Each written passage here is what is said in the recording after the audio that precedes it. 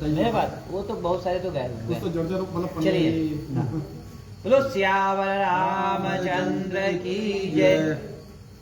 मेरे को भी पुष्प गजाननं भूतगणादिसेवितं कपित्थजम्बुफलचारुभक्षणम् उमासुतं शोकविनाशकारकं नमामि विघ्नेश्वरपादपङ्कजम्। शान्ताकारं भुजगशयनं पद्मनाभं सुरेशं विश्वाधारं गगनसदृशं मेघवर्णं शुभांगं लक्ष्मीकान्तं कमलनयनं योगिभिर्ध्यानगम्यं वन्दे विष्णुं भवभयहरं सर्वलोकैकनाथं। ओम श्री गणेशाय नमः। बोलो आदि पितर भगवान नारायण की जय हो। रक्तांबुजासनं शेषगुणैकसिन्धुं भानुं समस्तजगतामधिपं भजामि पद्मद्वया भयवरन्दतः कराब्जैर्माणिक्यमौलिमरुणं त्रिनेत्रम्। बोलो भगवान भुवन भास्कर की जय। बोलो सूर्य भगवान की जय। तो सिंहस्ता शशिशेखरा मर्कट प्रकट चतुर्भुजयः शंखं चक्रधनुसरांश ददति नेत्रे स्तिवे शोभिता आमुक्तांगदहार कंकणरणत्कांचन नुपुरा दुर्गा दुर्गति हारिणी भौतुरत्नोल सत्कुंडला।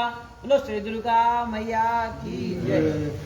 तो ध्याये नित्यं महेशं रजतनिभं चारुचन्द्रावतंसं रत्नाकल्पोज्ज्वलांगं प्रसमग्वराभीतिहस्तं प्रसन्नं पद्मासीनं समन्तातस्तुतं अमरगणैः व्यागतिमसानं विश्वाद्यं विश्वबन्धं निखिल भयहरं पंचवक्त्रं त्रिनेत्रं। लो सांब सदाशिव शंकर भगवान की जय। संकल्प करेंगे आपकी जल्दी। ओम विष्णु विष्णु विष्णु श्रीमद् भगवतो महापुरुषस्य विष्णुराज्ञया प्रवर्तमानस्य ब्रह्मणोऽन्य द्वितीय प्रारब्धे श्री श्वेत बाराह कल्पे वै वस्पत मन्वन्तरे अष्टाविंशतितमे कलियुगे कलुसंचरणे जम्बूद्वीपे वर्तमाने भारतवर्षान्तर्गत ब्रह्मवर्धयक देशे पुणप्रदेशे उत्तराखंड प्रदेशान्तर्गत उधमसिंह नगर जनपदस्य पंचनगरस्य झा कॉलोनी स्थित शिवालये वर्तमाने राक्षस नाम संवत्सरीय मासानां मासोत्तमे आश्विन मासे शुभे कृष्ण पक्षे अष्टम्योपरि नवम्यां तिथौ और रविवासरे रात्रि काले कहे ओम अद्य सकल शास्त्र श्रुति स्मृति पुराणोक्त फल प्राप्ति का महा। अपने गोत्र का उच्चारण करके अपना नाम ले लीजिए। गर्भवती से सर्वम कहें नामहम मम पितरस्य अक्षय तृप्ति सद्गति कामना सिद्ध्यर्थम विशेषतः भगवत द्वारा कृपा मार्गदर्शन प्राप्त्यर्थम विशेषतः भगवत प्रीत्यर्थम श्री गरुण पुराण सारोद्धार पाठांतर्गत नवम अध्याय पाठ कथा श्रवणाख्य कर्मस्य संकल्पम अहम करिष्ये। पितृ गायत्री का ध्यान। इसी बहाने कि आपके पितर लोग उपस्थित हों और इस कथा का श्रवण करें। ठीक। ओम देवताभ्य पितृभ्यः महायोगिभ्य एव च नमः स्वाहाये स्वधाये नित्यमेव नमो नमः। ओम देवताभ्य पितृभ्यः महायोगिभ्य एव च नमः स्वाहाये स्वधाये नित्यमेव नमो नमः। ओम देवताभ्य पितृभ्यः महायोगिभ्य एव च नमः स्वाहाये स्वधाये नित्यमेव नमो नमः। ओम देवताभ्य पितृभ्यः महायोगिभ्य एव च नमः स्वाहाये स्वधाये नित्यमेव नमो नमः। ओम देवताभ्य पितृभ्यः महायोगिभ्य एव च नमः स्वाहाये स्वधाये नित्यमेव नमो नमः। बोलो आदि पितर भगवान नारायण की जय। तो नवम अध्याय में मरणासन्न व्यक्ति के निमित्त किए जाने वाले कृत्यों का वर्णन किया गया है। इसमें गरुण जी कहते हैं कि कथितम भवता सम्यक दानम आतुरकालिकम म्रियमाणस्य यत् कृत्यम तदिदानीम वद प्रभो। माने गरुण जी कह रहे हैं कि हे प्रभु, आपने आतुरकालिक दान के संदर्भ में तो भली भांति कहा, अब म्रियमाण माने मरणासन्न व्यक्ति के निमित्त जो कुछ करना चाहिए उसको बदलाएं।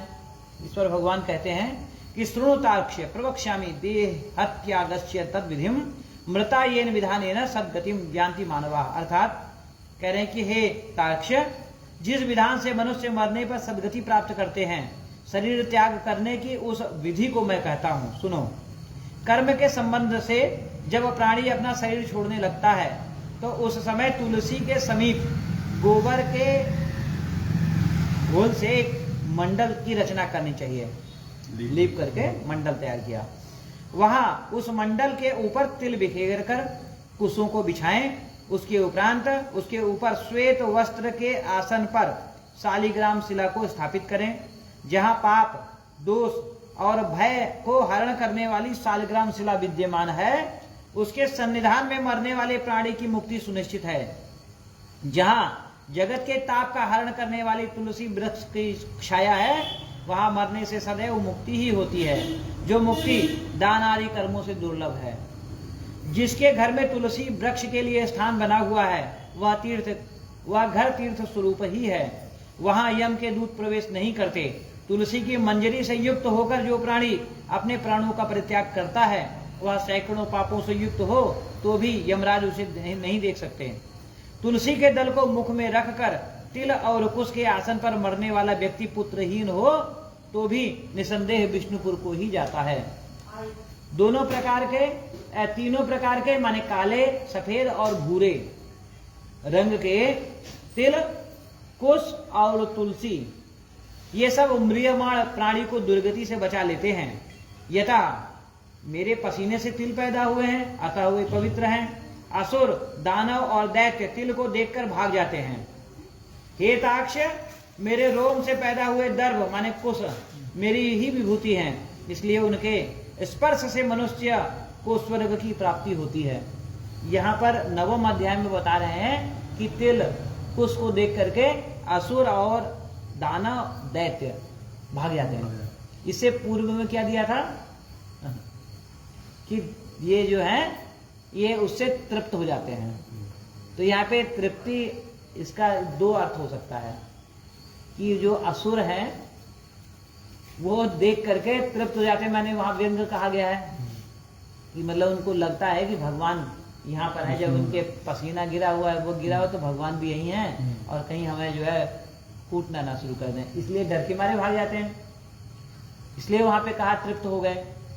और दूसरा यहाँ पे बता ही रहे हैं, दूसरा ये है कि वो असुर और वो जो है वो तिल से तृप्त होते हैं, माने तिल दे दिया तो वो संतुष्ट हो गए और आपका रास्ता छोड़ दिया, उसके बाद चले गए।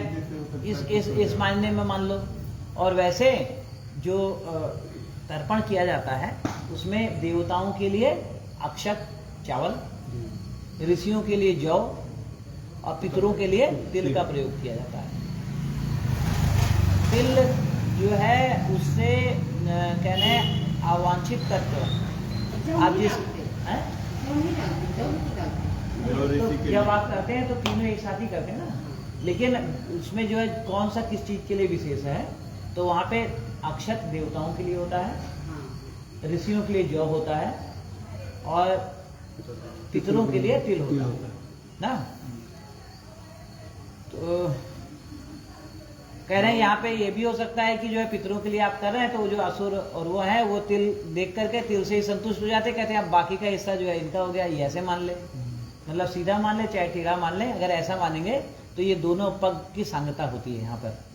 तो कह रहे हैं कुश के मूल में ब्रह्मा, कुश के मध्य में जनार्दन और कुश के अग्र भाग में शंकर। देखिए कुश का अगला भाग जो होता है वो तीखा होता है, शंकर जी जो है तीखे हैं, सब कोई उनको पचा नहीं पाता है ना। और ब्रह्मा जी तो मूल हुए ही, मूल क्यों हुए, कह रहे हैं जो सृष्टि का मूल कौन है, ब्रह्मा जी है ना, इन्होंने ही तो सृष्टि का निर्माण प्रारंभ किया और बीच में सामंजस्य साधने के लिए नारायण स्वयं ही है और उसके अग्रभाग में शंकर जी है, उसका सूल होता है ना, भोग देता है इसीलिए। और कुशाग्र, कुशाग्र का मतलब जो है कुश के अग्रभाग से तीखा कुछ होता ही नहीं है, तेज कुछ होता ही नहीं है। कुशाग्र माने, कुशाग्र बुद्धि माने तीव्र बुद्धि, तीखी बुद्धि, शार्प बुद्धि।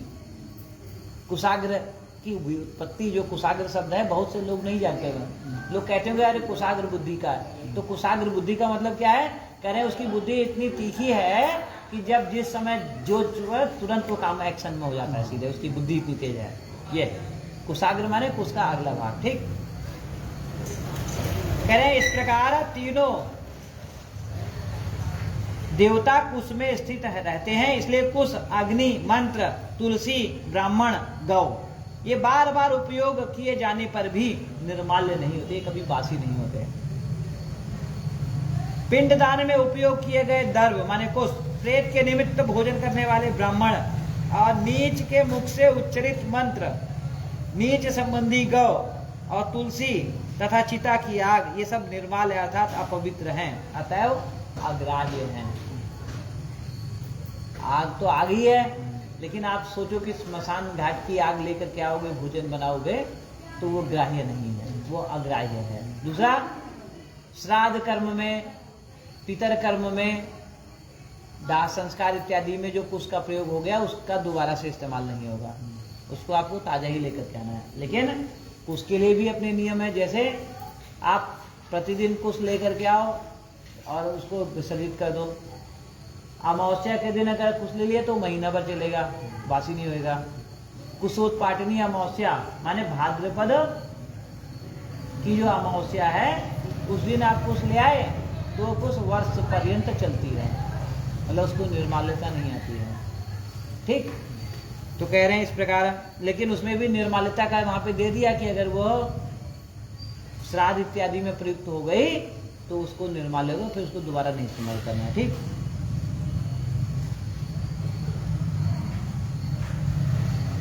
गोबर से लीपी हुई और कुश बिछाकर संस्कार की हुई पृथ्वी पर आतुर माने मरणासन्न व्यक्ति को स्थापित करना चाहिए, अंतरिक्ष का परिहार करना चाहिए। अंतरिक्ष का परिहार मतलब क्या हुआ?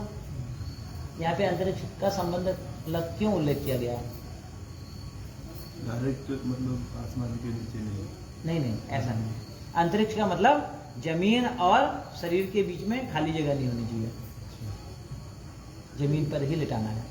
लोग खटिया पे या तखत पे रख दिया, नहीं। बहुत सारे लोग अब इसमें भी दिमाग लगाते हैं कि नहीं, खटिया पे नहीं रखना है, बीनी हुई होती है, तख्ते पे रखो। तो जैसे खटिया वैसे तख्ता। कौन सी स्थान पर प्रशस्त है? कह रहे अंतरिक्ष में प्रेतों का वास होता है ना, हवा में। हाँ, प्रेतों का वास होता है, तो उसके अंदर प्रेत लोग जो है बाधा उत्पन्न कर देंगे, धरती पर ही रखना है। ठीक, जैसे गुरुजी मुरारी बापू तो चिता में, मुरारी बापू तो यार वो साक्षात अवतार है वो। क्या क्या? ना वो चिता के उसमें वो व्यवहार कर रहा है, वो तो एकदम सक्षम है। वो तो यमदूत भी आएंगे ना तो उनसे पूछेंगे महाराज लेकर के चलूं कि ना ले चलूं। ऐसे ऐसे लोग हैं जो घुमा दे रहे हैं, शादी करा देते। हाँ खैर, हाँ वो उल्टे सीधे काम कर रहे हैं। उनके लिए भी तैयार है पूरी व्यवस्था। हाँ नहीं वो तो कह रहे हैं कि अंतरिक्ष का परिहार करना चाहिए, अर्थात चौकी आदि पर नहीं रखना चाहिए। ब्रह्मा, विष्णु, रुद्र और अन्य सभी देवताओं तथा हुतासन माने अग्नि, ये सभी मंडल पर विराजमान रहते हैं, इसलिए मंडल की रचना करनी चाहिए। जो भूमि लेप रहित होती है अर्थात मलमूत्र आदि से रहित हो, माने कभी उसको लीपा नहीं गया हो, वह सर्वथा पवित्र है। किंतु जो भूमि कभी लीपी जा चुकी हो या मलमूत्र आदि से दूषित है, वहां पुनः लीपने पर ही उसकी शुद्धि होती है। मलमूत्र वैसे तो सभी लोग जान रहे हैं, लेकिन गोबर से भी अगर एक बार लीप दी गई है तो जब ही शुद्ध होएगी जब दोबारा लीपेंगे। ठीक, हम रसायन जो व्यक्ति मरणासन, हाँ, मान लीजिए वो भी तो मलमूत्र इत्यादि तैयार करते हैं, वो अलग की चीज रही, तो इसलिए तो उसको स्वच्छ करके ही ले जाते हैं, उसको गंदा ही नहीं ले जाकर के स्वाहा कर देते हैं। तो इसीलिए दोबारा से, हाँ, कहीं गलती से। हाँ, तो कह रहे बिना लिपी हुई भूमि पर, चारपाई आदि पर या आकाश में माने भूमि की सतह से ऊपर राक्षस, पिशाच, भूत, प्रेत और यमदूत प्रविष्ट हो जाते हैं। इसलिए भूमि पर मंडल बनाएं, बिना अग्निहोत्र, श्राद्ध, ब्राह्मण भोजन देव पूजन और आतुर व्यक्ति की स्थापना नहीं करनी चाहिए। है इतने लोगों को मंडल ही देना चाहिए। किसको किसको? अग्निहोत्र कर रहे हैं, श्राद्ध कर रहे हैं, ब्राह्मण भोजन करवा रहे हैं, देव पूजन या आतुर काल व्यक्ति उसको स्थापना देने के लिए कह रहे हैं। इसलिए लिपी हुई भूमि पर आतुर व्यक्ति को लिटाकर उसके मुख में स्वर्ण और रत्न का प्रक्षेप कर सालग्राम स्वरूपी भगवान विष्णु का पादोदक जल देना चाहिए। माने भगवान विष्णु को स्नान करा करके सालग्राम शिला को उस जल को उसको देना चाहिए। जो सालग्राम शिला के जल को बिंदु मात्र भी पीता है वह सभी पापों से मुक्त होकर वैकुंठ को जाता है। इसलिए आतुर व्यक्ति को महापातक को नष्ट करने वाले गंगा जल को देना चाहिए। गंगा जल का पान सभी तीर्थों में किए जाने वाले स्नान दान आदि के पुण्य रूपी फल को प्रदान करने वाला है। जो शरीर को शुद्ध करने वाला चांद्रायण को 1000 बार करता है और जो एक बार गंगा जल का पान करता है वे दोनों समान फल वाले हैं। मतलब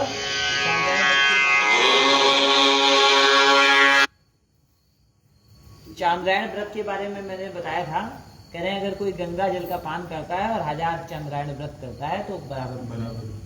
लेकिन गंगा जल का पान विधि से विधान से होना चाहिए। हम गंगादी तीर्थों में जाते हैं, हमें स्नान की प्रक्रिया ही नहीं मालूम है। हम सोच रहे अरे गए वहां और जाए डुबकी मारी और चले अरे गंगा स्नान हो गया। गंगा स्नान ऐसे नहीं हुआ। तो साबुन से नहाते हैं देखा है। हाँ गलत है, साबुन इत्यादि का प्रयोग नहीं करना चाहिए इसमें। शरीर को मन आप जाइए गंगा जी में, तो गंगा जी या जिस नदी का जिस तीर्थ के जल में स्नान करने के लिए आप गए हैं उसमें जिस तरफ से धार आ रही है उसकी तरफ को मुंह करके खड़े हो जाइए। और जो भी नदी है, गंगा मैया है, यमुना मैया है, नर्मदे सिंधु कावेरी जो भी हैं, जहाँ आप वहाँ गए तो उनकी तरफ मुंह की तरफ आप करके खड़े हो जाइए और हाथ जोड़ करके उनको बताइए कि माँ मैं फलाना फलाना काम से माने ये मेरे उद्देश्य हैं, इसके निमित्त मैं आज स्नान करने चला हूँ आपके जल में। आप मुझे जल में प्रवेश करने की अनुमति दीजिए और जो मेरा स्नान है उसको सार्थक कीजिए, मेरे संकल्प को पूरा कीजिए। ऐसा उनसे प्रार्थना करेंगे। ठीक, उसके बाद में जल में आप प्रविष्ट होइए। और तिथियां टोटल कितनी हुई? प्रतिपदा से लेकर के पूर्णिमा तक 15 हुई और एक 16वीं तिथि है अमावस्या। 16 तिथियां हुई ना, तो हर तिथि के निमित्त एक डुबकी। इस प्रकार से 16 डुबकी ये सतयुग में स्नान हुआ। और डुबकी किस प्रकार से हो? पानी उलीचना नहीं है, मूसलवत स्नान। डुबकी हो जैसे मूसल होता है ना, डुब डुब डुब। वहाँ से डुबकी लगाने में तो कम से वहाँ हालत खराब हो जाती है, इतने ठंडा पानी। हाँ, तो 16 डुबकी आप मारिए तो सतयुग का स्नान, सतयुग के काल वाला स्नान हुआ। और कलयुग में 4 गुना करना होता है, 64 डुबकी मारी। उसके बाद में डुबकी मारने के बाद में फिर आप जो है स्नानांग तर्पण कीजिए। वहां पर स्नानांग तर्पण के अंतर्गत पूरब की तरफ मुंह करके जो सारे लोगों का आवाहन कीजिए। ठीक है, आगच्छन्तु महाभागा ब्रह्मांडोदरवर्तिनः प्रेम सहिता मया रचितान् गृह्णन्तु एतान् जलांजलिम्। जल छोड़िए, इसके बाद फिर जल लीजिए। देवताओं का पहले तर्पण होता है। ब्रह्मादेव देवा आगच्छन्तु गृह्णन्तु एतान् जलांजलिम्। ब्रह्मादि देवताओं को आह्वान कर लीजिए। और ये ध्यान रखने का है कि जो जल है गाय के सींग के बराबर जल के तल से हाथ ऊपर आएगा आपका, और नाभि प्रदेश तक आपका डूबा रहना चाहिए तर्पण करने का जो विधान है। उसके बाद में ब्रह्मादेव देवा तृप्यन्ताम ऐसा कहते हुए 1 अंजलि, फिर ओम भूः देवाः तृप्यन्ताम 1 अंजलि, फिर ओम भुवः देवाः तृप्यन्ताम 1 अंजलि, फिर ओम स्वः देवाः तृप्यन्ताम 1 अंजलि। इस तरह से देवताओं का तर्पण हो गया। फिर आप उत्तर की तरफ हो जाइए। और ये जो आपने किया ये सभ्य स्थिति में, माने जनेऊ बाएं कंधे पे, गमछा बाएं कंधे पे, गमछा तो वहाँ होएगा नहीं, स्नान कर रहे हैं आप। उसके बाद आप उत्तर की तरफ मुँह करके बैठ जाएंगे, मतलब उसी स्थिति में उत्तर की तरफ। पहले पूरब की तरफ देवताओं के लिए किया, फिर उत्तर की तरफ ऋषियों के लिए करेंगे। उसमें आपको जो जनेऊ है वो कंठी की तरह से गले में डाल लेंगे, ठीक। और उसके बाद में ऋषि तीर्थ से, माने याला जो हिस्सा है कानी अंगुली का और मणिबंध का जो क्षेत्र है, यहाँ से जल लेकर के उसी हिसाब से 2-2 अंजलि देना है। उसमें पहले ऋषियों का आवाहन, ओम सनकादयो मनुष्या आगच्छन्तु गणन्तु एतांजलांजलि, ऐसा कह करके ऋषियों का आवाहन करेंगे। फिर ओम सनकादयो मनुष्या तृप्यन्ताम, ऐसा कहते हुए 2 बार अंजलि देंगे। ओम सनकादयो मनुष्या तृप्यन्ताम हो गया। फिर आप फिर उस प्रकार से जल लीजिए, ओम भू ऋषया तृप्यन्ताम, 2 बार अंजलि देंगे। फिर ओम भुआ ऋषया तृप्यन्ताम, 2 बार अंजलि देंगे। फिर ओम स्व ऋषया तृप्यन्ताम, 2 बार अंजलि देंगे। फिर ओम भूर्भुवः स्वः ऋषया तृप्यन्ताम, 2 बार अंजलि देंगे। तो ये ऋषियों का तर्पण पूरा हो गया। ये संक्षिप्त स्वरूप में बतला रहा हूँ, जो आपको आसान हो जाएगा। 7 हो गए सर लोग। 7 नहीं, केवल 2-2 अंजलि। अब देखिए इसमें आप एक ऋषि का नाम लेकर के करें, आप पता नहीं कोई ऋषि छूट जाएगा, कोई याद आएगा, कोई नहीं याद आएगा। तो यहाँ पे ये संक्षिप्त है, मैंने जैसा कि बताया। जैसे ना ब्रह्मादेव दिवा, ब्रह्मादि देवता के लिए है जल। फिर भू देवा तर्पणता, माने भूलोक के समस्त देवताओं के लिए तर्पण है। भूआलोक के माने अंतरिक्ष लोक के समस्त देवताओं के लिए तर्पण है।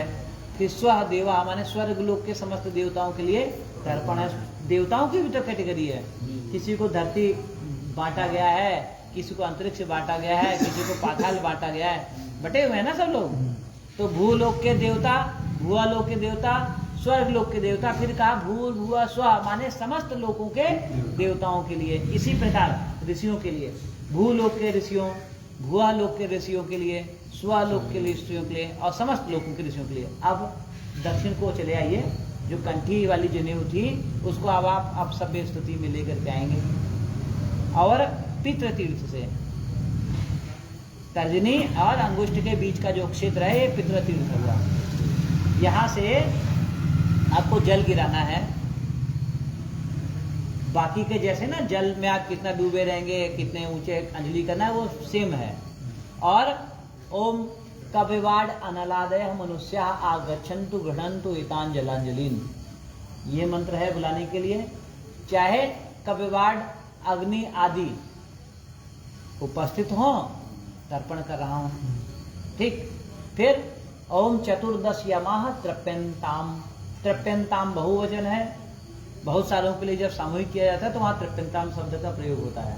और तृप्यताम एक वचन है, तो अभी तक तो तृप्यन्ताम वाला चल रहा है, ठीक।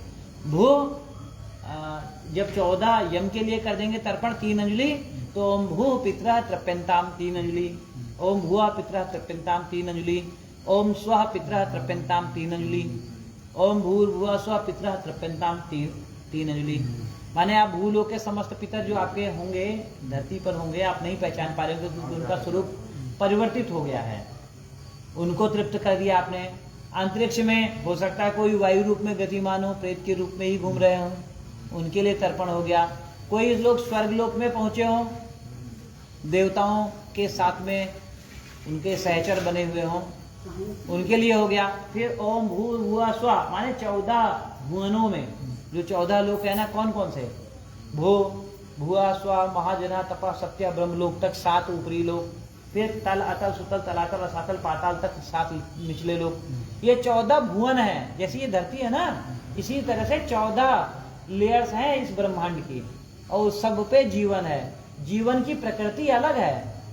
कहीं पितर लोक है तो वहां पितर लोक निवास कर रहे हैं, कहीं भूत लोक है तो वहां भूत लोक रह रहे हैं। इस प्रकार से 14 भुवन। तो 14 भुवनों में आपके पितरों की जिस प्रकार की क्षमता थी, उनकी पात्रता थी, जैसी वो जिस भी भुवन में होंगे उस भुवन में आपका यह जल उनको, कहीं पर जल चलता होगा व्यवहार में तो उनको जल मिलेगा, कहीं पे वायु चलती होगी तो उनको उस तदनुरूप वायु मिलेगी। सही है। आपके कई पितर होंगे पशु रूप में, उनमें पशु में कोई जो है केवल अन्न खाने वाले होंगे तो उनको अन्न के रूप में मिलेगा, कुछ घास पात खाते हैं तो उनको बढ़िया घास पात उस दिन मिल जाएगी, कुछ जो है मांसाहारी होंगे तो उनको मांस उपलब्ध हो जाएगा। माने आपके जिस पितर को जिस योनि में उनको स्थान मिला, जिस लोक में स्थान मिला, उसके अनुरूप वह जल उनको जाकर के वहां पूर्ति करता है। इसके बाद में जब आपने भू भुआ स्व सबका कर दिया, तो अब आपके जो डायरेक्ट कनेक्टेड पितर्स हैं, जिसमें आपके पिताजी अगर नहीं है तो पिताजी के लिए आप 3 अंजलि देंगे, माताजी नहीं है तो उनको 3 अंजलि देंगे, आपके बाबा नहीं है तो मतलब पितामह नहीं है तो उनको 3 अंजलि देंगे, पितामही नहीं है तो उनको 3 अंजलि देंगे, प्रपितामह नहीं है तो उनको 3 अंजलि देंगे, प्रपितामही नहीं है तो उनको 3 अंजलि देंगे, वृद्ध प्रपितामह नहीं है तो उनको 3 अंजलि देंगे, वृद्ध प्रपितामही नहीं है तो उनको 3 अंजलि देंगे। अब इसमें देखिए जो है उनको नहीं देंगे, जो नहीं है उनको 3 अंजलि देंगे। 3 अंजलि देना है, 3 का क्रम रहेगा। इसके बाद में आपके पितृकुल में आ जाइए, आपके दादा होंगे मतलब ताऊ, चाचा, ठीक, आपके चाची, ताई जो नहीं है, जिन्होंने शरीर छोड़ दिया है, उनको आप दीजिए। वो डायरेक्ट लिंक्ड है ना, जिनको जो है आप स्मरण में जिनकी चर्चा आप सुनते रहे हैं, उनको आप 3 अंजलि दीजिए। हालांकि वो अभी पितृ पंक्ति में प्रवेश हो चुके होंगे, उनको मिल गया, लेकिन फिर भी आपको यह करना है। इसके बाद आपकी बुआ, पितृकुल में बुआ हुई, फूफा हो गए, उनसे जुड़े हुए, यहाँ तक आपने दे दिया। अब मातृकुल पे आ जाइए, तो आपके नाना, नानी, परनाना, परनानी, वृद्ध परनाना, वृद्ध परनानी, बस यहाँ ध्यान देना है कि जो नहीं है केवल उन्हीं को देना है। इसके बाद में अब आपके मातृकुल में आपके कौन, मामा, मामी, मौसा मतलब मौसी, मौसा। इसके बाद में आपके गुरु नहीं है तो उनके लिए जल देना है। इसके बाद में आपका कोई प्रिय मित्र, जैसे हम लोग गए थे कांटपाल जी को जल दिया था ना, है आपका कोई मित्र है या और भी आपके स्मरण में आ रहा है, स्मरण में ऐसे ही नहीं आ रहा अनायास, उसको आपसे जल चाहिए, इसलिए आपको अपना उपस्थिति वहां बता रहा है कि हाँ मैं भी हूं। मेरे पास तो कई लोग आ गए आज तो जल दिया उनको, जल दिया। जल देने के बाद में फिर आप सभ्य स्थिति में हो जाइए, पूर्व की तरफ मुंह करके हाथ में फिर उसी प्रकार से जल लीजिए और गंगा मैया से प्रार्थना कीजिए कि हे गंगा मैया, जैसे आप अपने पुत्र भीष्म पितामह को अक्षय तृप्ति दे रखी हैं, सद्गति दी है, वैसे ही मेरे पितरों को अक्षय तृप्ति और सद्गति प्रदान करें। इस निमित्त मैं आपके पुत्र भीष्म पितामह को जल अर्पण कर रहा हूं। ओम भीष्म वर्मणे नमः, ऐसा कहते हुए देव तीर्थ से जल दे देंगे।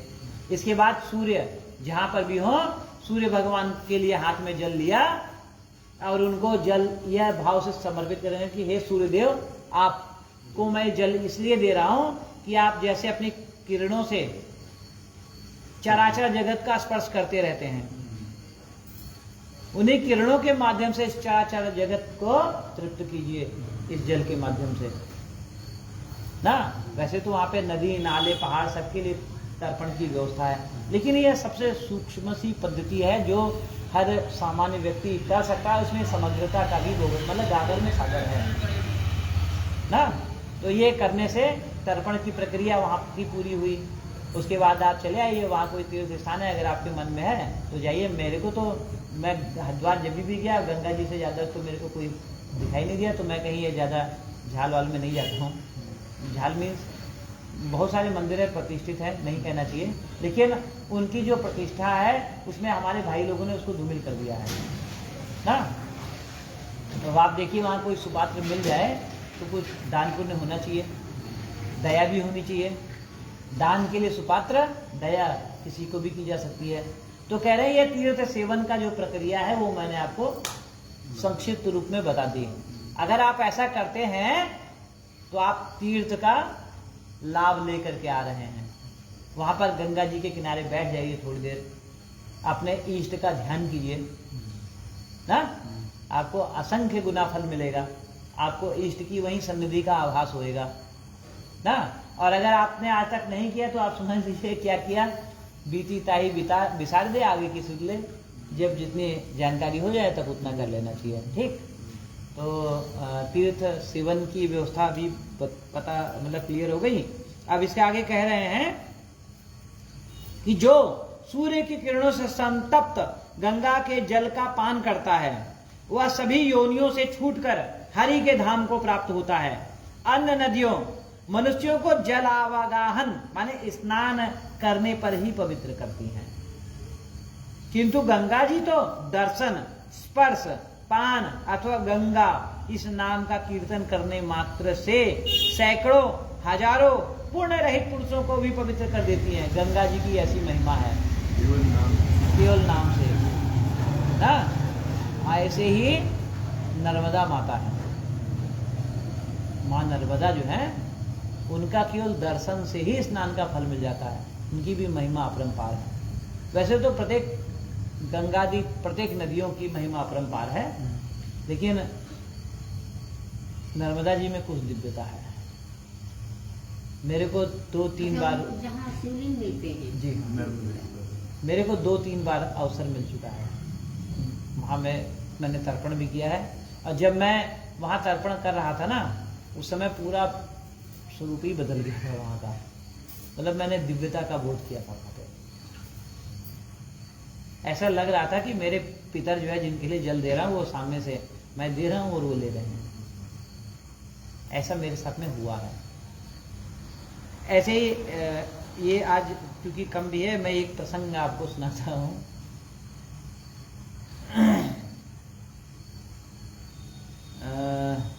एक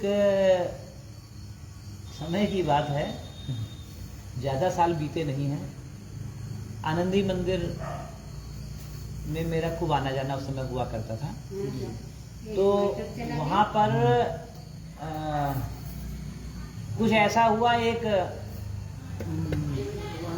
प्रसंग इस प्रकार से उपस्थित हो गया कि मुझे एक नूरपुर में एक महाराज थे, बहुत बढ़िया तांत्रिक थे, उनके यहाँ जाना पड़ा मुझे ना। मैं तो गया था वहाँ कुछ उसके लिए, उनसे मिल करके उन्होंने जब हमारी बातें हुई तो उन्होंने कहा हम अगले दिन गंगा स्नान के लिए जा रहे हैं, आप भी चलिए।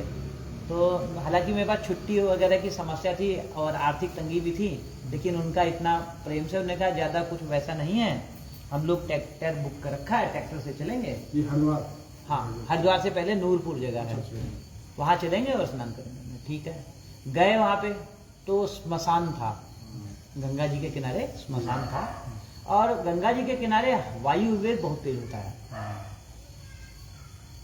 तो वहाँ पर वो जो थे चंद्रशेखर जी अब नहीं रहे, वो उनके पास में हर अमावस्या को उनके यहाँ का नियम था, और रात में 12 बजे के आसपास 11:30 बजे से शुरू हो जाता था, हवन होता था, तांत्रिक प्रक्रियाएं होती थी वहाँ पे। और ये इतना बता दिया तो इतना बता भी दूं कि मैं भी तंत्र के लिए ही गया था वहाँ पे ना। तो जब मैं वहाँ गया और देख करके मुझे बड़े खुश हुए, कह रहे अरे एक ब्राह्मण आ गया। तो कह रहे आपका जो नित्यक्रम, तो मेरा नित्यक्रम था, मैं शाम को भी स्नान करके तो मैं पाठ करता था, जाप करता था। मैंने अपना किया, उसके बाद में कह रहे पंडित जी आ जाइए हम हवन करेंगे। मैंने बिल्कुल सही है, मेरे उस समय व्रत चल रहे थे, 5-7 दिन से जो है व्रत ही था एकदम। हवन जब पूरी हो गई उसके बाद भोजन, तो मैं जैसा संकोच कर रहा था कि बंगाली बाबू थे और उनके यहाँ तो मछली वछली आम होती है, और मैं नहीं खाता था। मतलब लहसुन प्याज उस समय खाता था, उस समय मैंने गुरु मंत्र नहीं लिया था। तो मैंने कहा, वो कह रहे नहीं आप एकदम निश्चिंत रहिए, आप ब्राह्मण हैं मुझे मालूम है, एकदम आपके योग्य सात्विक भोजन है। तो खीर, पूड़ी और सब जो दाल भरी पूड़ी बनी थी, मतलब पूरा ढंग से जो है भोजन की व्यवस्था थी, भोजन पाया गया। और रात में वही 1-1:30 बजे तक फिर जो वो मेरे को समझ लिया उन्होंने, पूरा जो हमारी बातें होनी थी वो हुई। और हम लोग, उन्होंने वही कहा, तो हम लोग गए वहाँ पे, और गंगा जी में तो उनके जो चेले थे सब लोग गए थे। तो वहाँ पे 3 टीम बनी, माने बीच में तो चंद्रशेखर जी थे और दाहिनी तरफ मैं और मेरे साथ में 20-22 लोग थे, और उनके बाईं तरफ उनका एक बहुत प्यारा शिष्य था, मेरे को नाम नहीं, क्योंकि मैं पहली बार ही मिला था और इतनी वो भी नहीं कि मेरे को उनका नाम याद हो। बहुत बढ़िया लड़का था वो भी, और उनका प्रिय शिष्य था, तो समझ लो कि तंत्र के मामले में वो उस समय तक परिपक्वता के निकट था। वो लीड का उसके भी पास 15-20 मतलब 20 तकरीबन हम लोग 50-60 लोग थे और 3 टीम में बटी थी, आप समझ लो। तो हम लोग स्नान करके आए, सब लोगों ने स्नान किया। स्नान करने के बाद में आकर के बैठ गए 3 टीम में। उन्होंने कहा शुक्ला जी दिया जलाना है। आटा था, उसकी लोई बना करके और दिया बनाया गया। और वहाँ पे गंगा जी के किनारे हवा चलती है, बहुत तेज चलती है। उस दिन हवा कुछ ज़्यादा ही तेज थी, बगल में चिताएं जल रही थी, तो उसके का भी प्रभाव था हवा। तो दिया जलने का मतलब आप समझ लो, मतलब हथेली पे सरसों जगाना ना। तो मैंने क्या देखा कि चंद्रशेखर जी ने दिया किया, एक तिली में उन्होंने जला दिया। एक तिली में दिया जलने का मतलब समझ रहे हो, उसने अगले ने अग्नि की साधना कर रखी थी। नहीं ऐसे नहीं अग्नि प्रकट हो रहे हैं। मैंने क्या यार उनका जल गया, मेरा क्यों नहीं जलेगा ना। चारों तरफ से लड़के खड़े रहे तो उससे क्या होता, हवा घूम करके और तगड़ी मार देगी।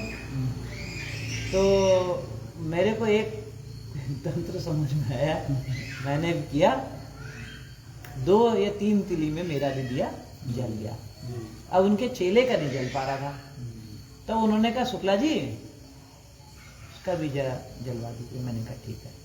मैं गया, उसका दिया पकड़ा, चलाया, उसका भी जल गया। हम लोग अब आकर के बैठ गए। मैंने कहा अब जो है मैया का ध्यान कीजिए आप सब लोग।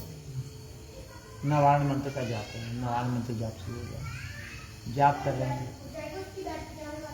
तकरीबन 15-20 मिनट तक हम लोग ऐसे बैठे थे और गीले कपड़े में ही आके बैठे थे। हाँ, उतनी देर में हमारा सारा कपड़ा सूख गया। मामा का लड़का भी था मेरे साथ में, वही लेकर के गया था, उसी के पास एड्रेस था। उन्होंने मेरे को ऑफर दिया था कि आप आना, आपको तंत्र का ज्ञान होना चाहिए। और मैं उनको सीरियसली नहीं लिया था, उसने सीरियसली लिया था मामा के लड़के ने। तो उसके कारण से उन्होंने कहा, मैंने कहा मुझे चलना चाहिए। तो नहीं चलो मेरे पास पता है। तो हमने उनका फ़ोन नंबर था, उसने नोट कर रखा था, मैंने नहीं किया था। नहीं फ़ोन किया, ने कहा हाँ अरे बिल्कुल आइए, हमारे लिए सौभाग्य की बात है, हम लोग पहुँचे थे। तब उन्होंने मुझसे कहा कि आप जाइए और देवी सूक्त का पाठ पहले डुबकी मारिए शुक्ला जी। मैं गया गंगा जी में, मैंने डुबकी मारी, डुबकी मार करके निकला तो मेरे को कह रहे हैं देवी सूक्त का पाठ शुक्ला जी, देवी सूक्त का पाठ।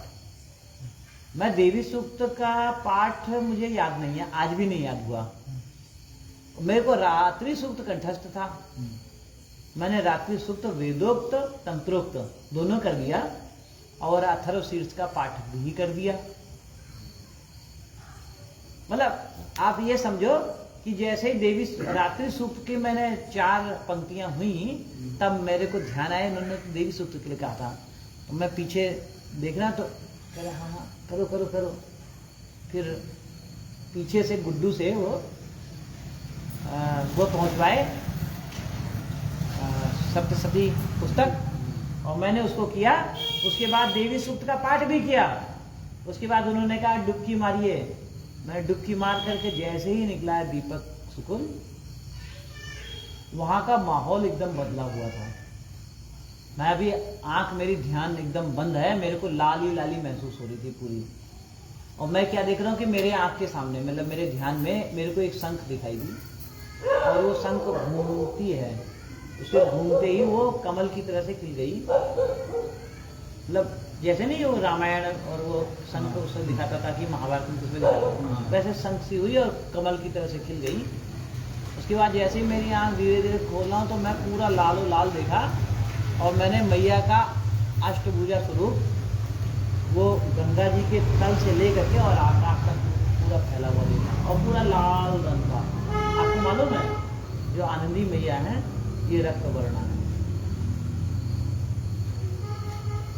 बड़ा मुस्कुराता हुआ चेहरा वो देख करके ना, उस दिन तो मन मेरा एकदम तृप्त हो गया था। एक ये अवसर, एक अभी जैसे चर्चा चल रही थी, मैंने बताया ना मैं बहुत बड़ा नास्तिक था, तो पिताजी का मेरे एक्सीडेंट हो गया था, सड़क दुर्घटना थी।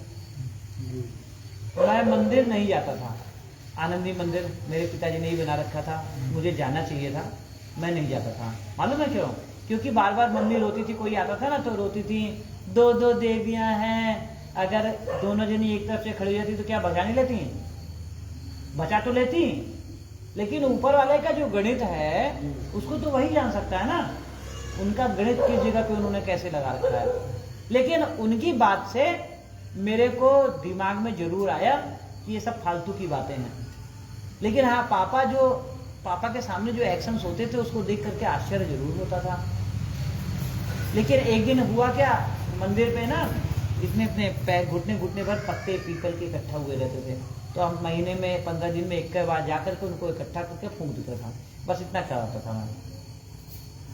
तो शिवमंगल भैया मेरे बहुत ही सम्माननीय, उनकी बात मैं कभी नहीं काटा और ना काटने की इच्छा है। और उन्होंने भी कभी ऐसा नहीं कहा कि जो है वो मैं ना करूं, इस तरह की उन्होंने भी कोशिश की। लेकिन उस दिन तो जो है मल्लाबाती हो गई। मम्मी शिवमंगल भैया आए तो उनके सामने उन्होंने मेरी बतिया उधेड़नी शुरू कर दी कि इनके बाप जो है मंदिर बना गए हैं और ये कभी झांकने के लिए भी जाता नहीं है। और वो तो शिवमंगल भैया मेरे को खूब जली कटी सुनाए कि तुम्हें जाना चाहिए और नहीं जाते हो, ये है वो है। मैं उनकी सुन करके मतलब ऊपर तक भर गया था। बगल में खान आंटी थी, अब वो नहीं रही। खान आंटी भी कह रही बबलू तुझे जाना चाहिए। तो मैं मतलब इतना हो गया, मैं इंतजार कर रहा हूँ कि बस शिवमंगल भैया जाएं तो फिर उनको बताता हूँ मम्मी को। तो शिवमंगल भैया गए हैं और आंटी अब शुरू हो गया, मैंने आंटी आप अपना काम कीजिए। आंटी निकले, मम्मी कह रही है, मैंने कहा ऐसा है अगर कोई ऐसी शक्ति है, मैं भी कह रहा था ना, मैंने चैलेंज किया था, मैंने कहा अगर कोई ऐसी शक्ति है तो मैं देर तक सोता हूँ, मुझे आके 5 बजे उठा दे, फिर देखो मैं जाता हूँ कि नहीं जाता हूँ। ये कह करके गुस्से के मारे जो है मैंने कहा, और मम्मी पैर पटकती हुई जाके दूसरे कमरे में, वो लोग सब सोते थे, मैं एक कमरे में सोता था। और मेरी शुरू से आदत है, मेरे को पंखे से गुदगुदी लगती है, पंखा बंद करके सोता हूँ, चाहे गर्मी हो चाहे कुछ। अभी भी? हाँ, और एक चादर जरूर रखता हूँ चाहे गर्मी हो, शरीर जो है मैं इतना ढक करके रखता हूँ। दूसरा, पर्दा लगा करके खिड़की बंद करके तब सोता था। और ये समय है, आम में बौर शुरू हो गई थी, बसंत का महीना था, बसंत का ऋतु चल रही थी, उसमें बसंतकालीन समय था है। और रात में जो है वही तिनतनाया था, मैं तो तान करके सो गया, खिड़की दरजा कुंडी बंद और सब दरजा सब बंद, पूरा सो गया। मेरे कान में सवेरे आवाज, पता नहीं कहाँ मतलब क्या हुआ उस दिन का, सपने का भी याद नहीं है मुझे, मतलब गहरी नींद थी, मुझे जो है कान में आवाज पड़ी, बबलू उठ जा, तूने उठाने के लिए कहा था ना, फिर मत कहना कि उठाया नहीं, देख 5 बजने वाले हैं, 4:50 हो गया है, उठ जा। एक बार सुना। अब अगर आप सो रहे हो और कोई बार बार ऐसा कहने लगे तो आपको बड़ा अजीब सा लगता है ना। मैं जरा सा अजीब सा मुझे हुआ, लेकिन मैं अवॉइड किया। फिर बबलू नहीं उठ रहा है, फिर मत कहना कि उठाया नहीं, उठ जा। कौन है यार बार बार, और दिख नहीं जाएगा। नहीं, मैं तो आंख बंद है ना, फिर मैं जो है आंख खोल रही है तो क्या देख रहा हूँ, सामने जो है वो कैलेंडर था जो टंगा हुआ, वो कैलेंडर उल्टा हुआ है। अच्छा। और हवा आ रही है कमरे में, उस हवा से खर्र खर्र कर रहा है। यार मैं तो खिड़की बंद करके, पर्दा लगा करके खिड़की बंद करके लेटा था, हवा आने का मतलब नहीं होता था ना। फिर मैंने हिम्मत की, कमरे में हल्का सा धुआं सा हो रखा था, जैसे धूप बत्ती जलती है ना, धूप बत्ती जलती है वैसे धुआं सा हो रखा था। अब मैं जो है घड़ी की तरफ देख रहा हूँ, 4:55 हो चुका ना, 4:55 हो चुका है, मतलब 5 के एकदम निकट पहुंच चुकी है घड़ी। और मेरे कान में आवाज आ रही, मैंने कहा यार ये है कौन मुझे उठाने वाला। बाहर खिड़की से आवाज दे रही थी, मैंने जैसे पीछे देखा ना तो बाहर से, अगर आप सो रहे हो तो कैसे खिड़की में नहीं मुंह लगा करके ऐसे झांकते हैं, नाक खिड़की जाने की लगी है, ये होती जाए नाक, बाल पूरा खुला हुआ, और कह रही बबलू उठ जा। शकल मालूम क्या थी? आप कभी आनंदी मंदिर गए हो तो वहाँ सिद्धिदात्री माता की जो मूर्ति है ना, वही फेस कट, बाल पूरे खुले हुए थे और इतना जाली यूं लगा रखा था। और उसको देख करके ना मेरे एकदम गिनगिनी आ गई शरीर में। और बाहर रोशनी कितनी थी कि जैसे इस समय देखो आपको पत्ता और टहनी अलग अलग नहीं दिखाई दे रही है, उस समय इतनी रोशनी थी कि पत्ता और पेड़ का तना ये दोनों का कलर बाइफरकेट हो रहा था। मतलब सूरज की अरुण का जो है आगमन शुरुआत हो चुका था उस समय। अब मैं क्या नाम है उसको देख करके और मेरे तो एकदम गिनगिनी हुई, गुनगिनी में मैं एकदम कांप करके भैया उठ गया। उठ करके बैठता हूँ तो सबसे पहले मैंने क्या देखा, जैसे मेरी सपने में आंख खुली थी, वो कैलेंडर उलट करके खर्र खर्र कर रहा था, हवा आ रही थी ना कमरे में। फिर दोबारा मेरी नजर गई घड़ी पे, जो स्वप्न में घड़ी के सुई कांटा वो देख रहा हूं मैं। कान में अभी आवाज गूंज रही थी तो मैंने बड़ा डरते डरते पीछे को देखा।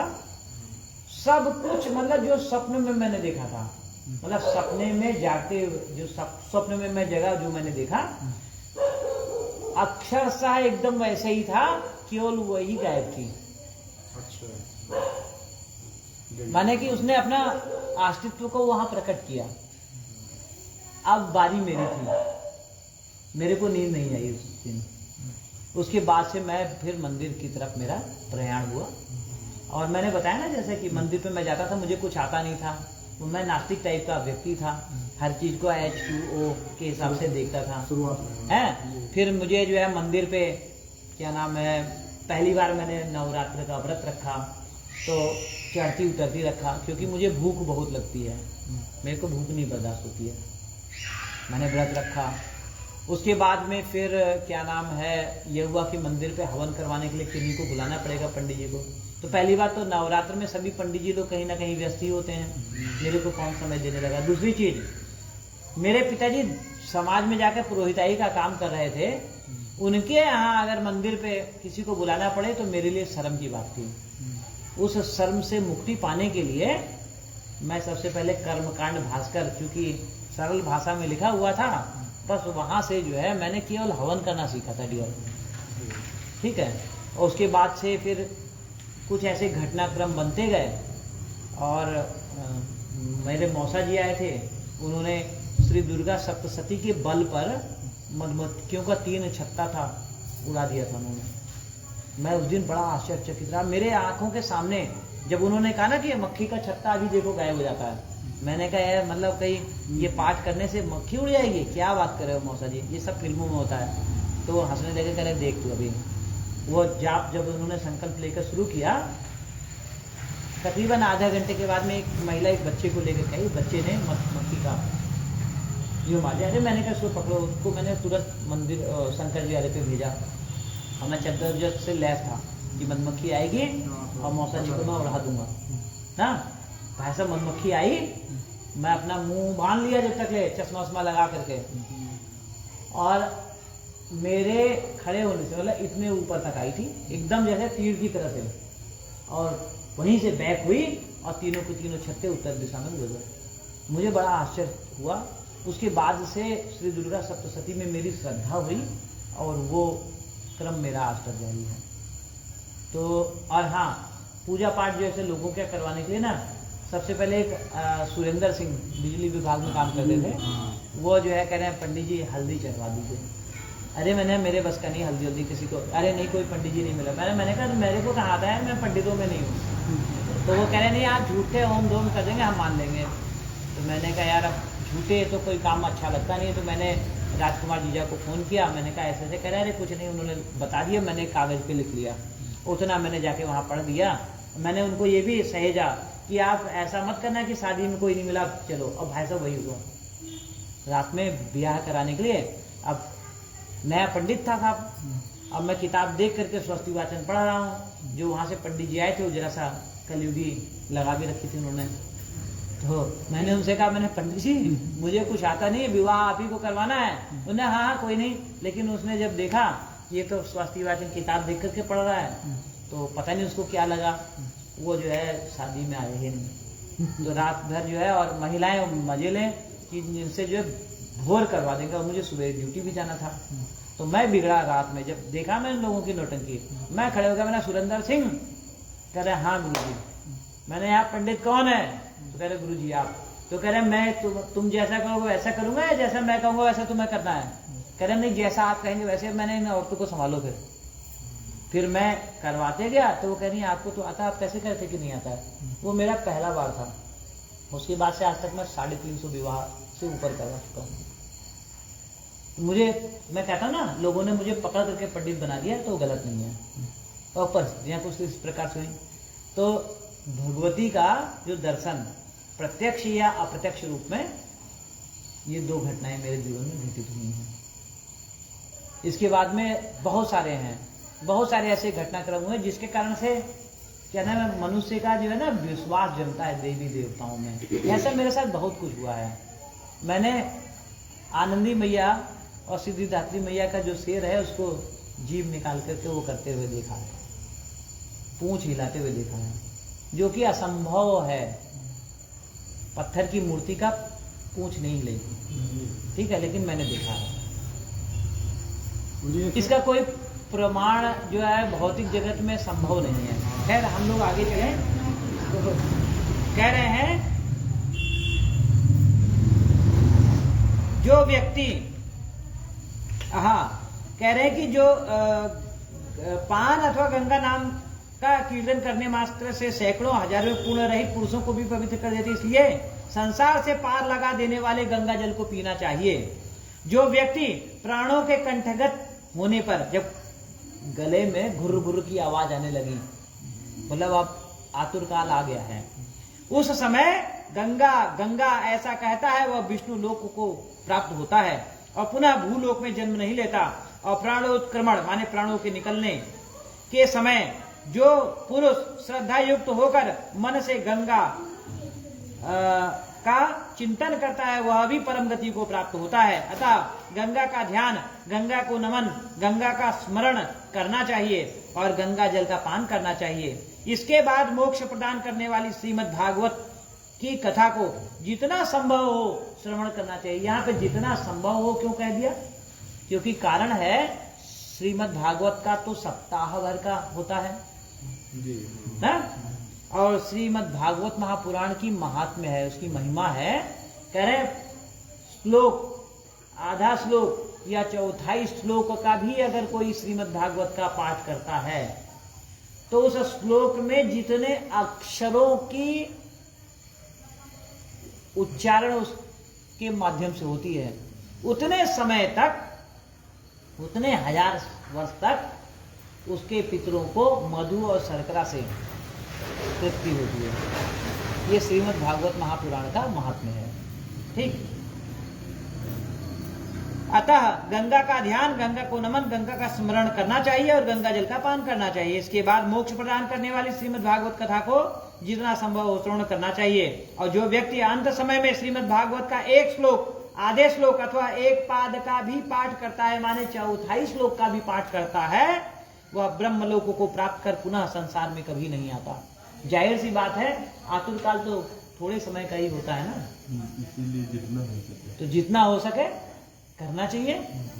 इसके बाद कह रहे हैं कि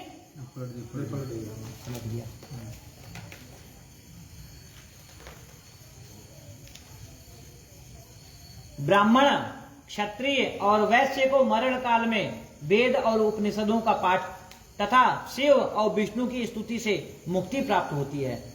ब्राह्मण, क्षत्रिय और वैश्य को क्यों कहा? ये द्विज हैं।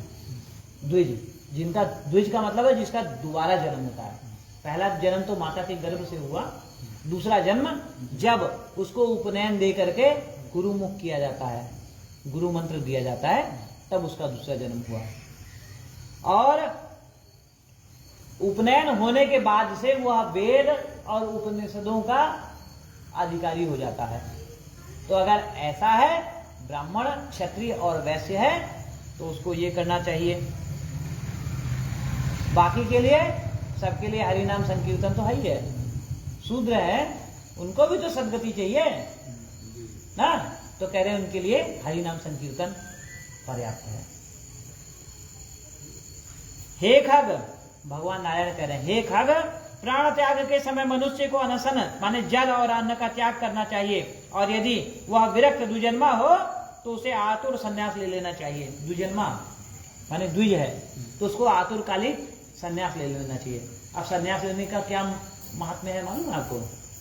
जो संन्यास ले लेता है, जिसने संकल्प कर लिया कि मैंने संन्यास लिया, तो वह नर नहीं रह जाता है, नारायण हो जाता है। और नारायण के लिए यमदूत कभी नहीं आते हैं। ठीक, आतुर काल में संन्यास लो, इससे बेहतरीन है कि उससे पहले ही आपकी जब सामर्थ्य है संन्यास ले लो। अभी संन्यास कब लोगे? जब आप ब्रह्मचर्य का सही से पालन करोगे, गृहस्थ आश्रम को सही ढंग से गति दोगे, वानप्रस्थ में प्रवेश करोगे, तब जाके संन्यास के अधिकारी होते हैं। ब्रह्मचर्य के बाद सीधा संन्यास लेने के लिए अधिकारी कौन है? ये तो प्रसंग आता ही नहीं है। ब्राह्मण जो है वह उपनयन हुआ, गुरु मंत्र मिला, उसने अपना अध्ययन पूरा किया, उसके बाद में अगर चाहे, अगर वो आवश्यक समझ रहा है तो गृहस्थी में जा सकता है, अन्यथा सीधे संन्यास ले सकता है। ये और किसी को सुविधा नहीं है। अगर कोई ब्राह्मणेतर चाहता है कि वो सीधे संन्यास लेने की इच्छा है उसकी, तो उसके लिए एक ही तरीका है, वो इस जन्म में जो भी उसको वर्ण और आश्रम मिला है उसको सही ढंग से मर्यादित तरीके से उसका निर्वहन करे, उसके फलस्वरूप उद्योग करके, कर्म करके अगले जन्म में ब्राह्मण कुल का अर्जन करे, माने ब्राह्मण कुल में आए। मैं प्रमाण हूं बढ़ई से आगे कर्म विभाग संहिता के अनुसार ब्राह्मण कुल में आ गया ना, लेकिन जिस शाखा पे मुझे जाना चाहिए उस शाखा पे मैं नहीं पहुंचा, तो अभी इच्छा है कि फिर आना है, लेकिन विशुद्ध ब्राह्मण, ठीक है ना, विशुद्ध ब्राह्मण के कुल में जाएं और फिर जो है मोक्ष के लिए प्रयास करें। या हो सकता है मोक्ष इसी पे ही मिल जाए। मोक्ष का तो पाने का अधिकारी तो चराचर जगत है ना। तो इस प्रकार कह रहे, हे खग, प्राण त्याग के समय मनुष्य को अनशन व्रत करके आतुर संन्यास ले लेना चाहिए। कह रहे, प्राणों के कंठ में आने पर जो प्राणी मैंने संन्यास ले लिया है ऐसा कहता है, वह मरने पर विष्णु लोक को प्राप्त होता है और पुनः पृथ्वी पर उसका जन्म नहीं होता। इस प्रकार हे खग, जिस धार्मिक पुरुष के आतुरकालिक पूर्वोक्त कार्य संपादित किए जाते हैं उसके प्राण ऊपर के छिद्रों से सुखपूर्वक निकलते हैं। अब ये ऊपर के छिद्र कौन से हैं, इसका उल्लेख पहले भी किया जा चुका है और यहाँ पर फिर से है। कह रहे, मुख, दोनों नेत्र, दोनों नासिकारंध्र, दोनों कान, ये 7 ऊपर के द्वार हैं। इनमें से किसी द्वार से सुकृति माने पुण्य आत्मा के प्राण निकलते हैं और योगियों के प्राण तालु रंध्र से। तालु कौन सा हुआ मालूम है? आपने बच्चा देखा होगा, नवजात शिशु, उसके पास में तालु होती, धड़कती है, जगह होती है ना मुलायम, वही तालु। तो कह रहे हैं जो योगी लोग होते हैं उनके प्राण यहीं से निकलते हैं। ती की रोशनी है, हाँ, कोई किसी की मृत्यु हुई, वो योगी है, वो योगी है। अपान से मिले हुए प्राण जब पृथक हो जाते हैं तब प्राण वायु सूक्ष्म होकर शरीर से निकलता है। जब कहते हैं प्राणापानो व्यानम उदानम च समानकम, ये 5 प्राण हैं। प्राण, अपान, व्यान, उदान और समान, ये 5 प्राण है शरीर में। कह रहे हैं जब अपान से मिले हुए प्राण जब पृथक हो जाता है तब प्राण वायु सूक्ष्म शरीर से निकलता है। प्राण वायु रूपी ईश्वर के निकल जाने पर काल से आहत शरीर निराधार वृक्ष की भांति गिर पड़ता है। जैसे पेड़ को काट दिया और धाम से गिरता है, ऐसे वह शरीर प्राण के निकलते ही मैंने जड़ कटी। हमारी जड़ क्या है? वही जो जीवात्मा है, वो क्या बताएं।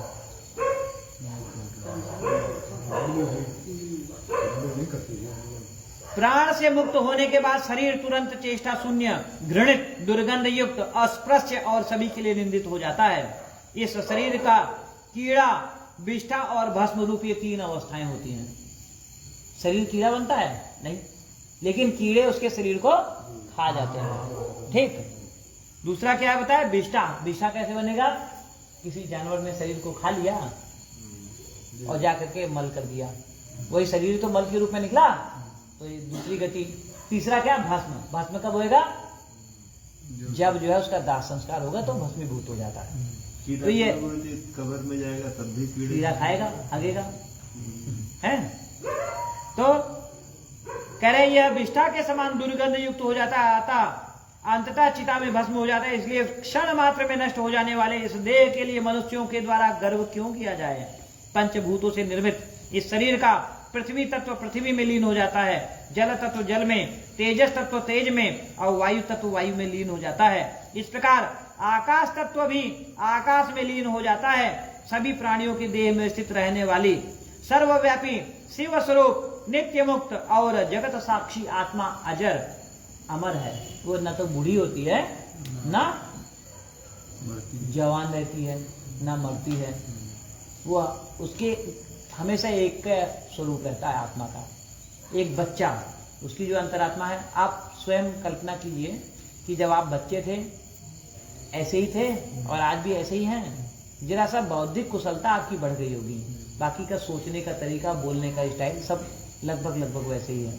और आप कई बार आश्चर्य भी करते होंगे कि मैं कैसा था और कैसा हो गया हूं। नहीं, शरीर को देख करके होता होगा।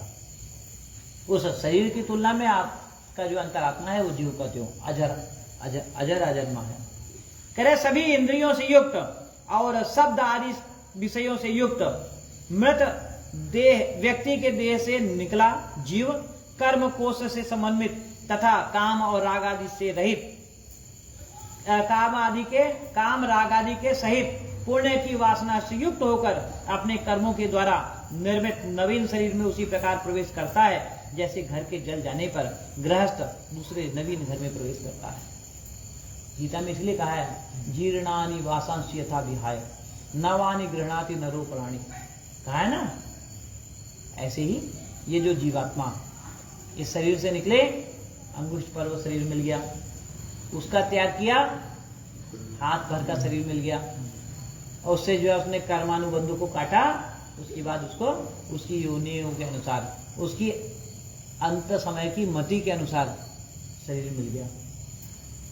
तब किंकड़ी जाल की मालाओं से युक्त विमान लेकर सुंदर चामरों से सुशोभित देवदूत आते हैं और धर्म के तत्व को जानने वाले बुद्धिमान धार्मिक जनों के प्रिय वे देवदूत कृत्य इस जीव को विमान से स्वर्ग ले जाते हैं।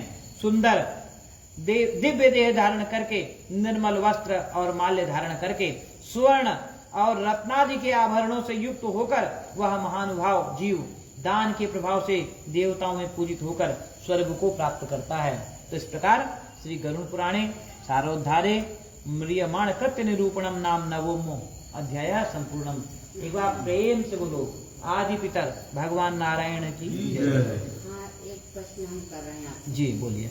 ये कह रही हैं कि आपको पता कैसे चला कि मैं बड़ी था? हाँ। एक शास्त्र है कर्म विपाक संहिता।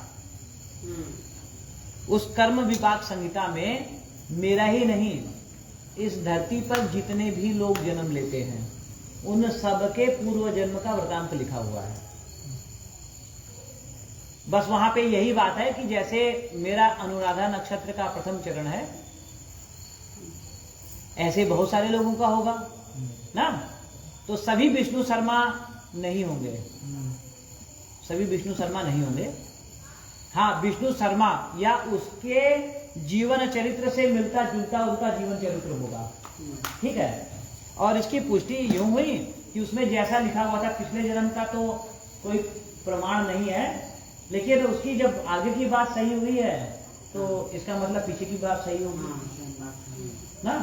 तो उसमें जैसा लिखा था जिस प्रकार से कि मेरे को 16 साल की आयु तक शरीर में पिछले जन्म के में जो मैंने लकड़ियां कच्ची पकी छेदी थी उसके कारण से शरीर में व्रण रहेंगे। तो 16 साल की उम्र तक मेरे को व्रण थे, और 16 साल जैसा ही मेरा पूरा हुआ मेरे शरीर के सारे व्रण माने घाव खत्म हो गए। उसके बाद मैं सोचने लगा कि वो जो जिस विधवा ब्राह्मणी, जो यति ब्राह्मणी थी, यति ब्राह्मणी माने विधवा साध्वी ब्राह्मणी, जिसने मुझे सोना दिया था कि जाकर उस तीर्थ यात्रा करा, वो कहाँ है? मैं ढूंढता था उसको। जब 18 साल का हुआ तो मेरी माँ के रूप में वो मुझे मिल गई। वो विधवा ब्राह्मणी मेरी माँ है।